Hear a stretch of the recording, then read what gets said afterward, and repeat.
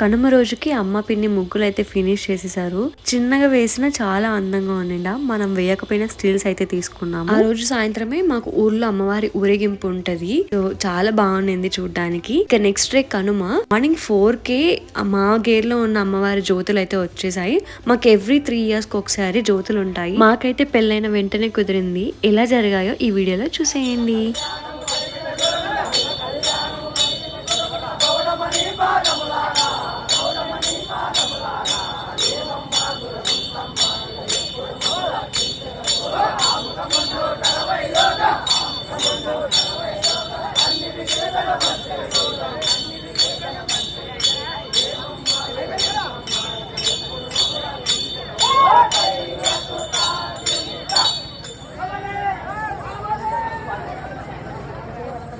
ఈ వీడియో నచ్చితే లైక్ చేసి సబ్స్క్రైబ్ చేసుకోండి. బాయ్.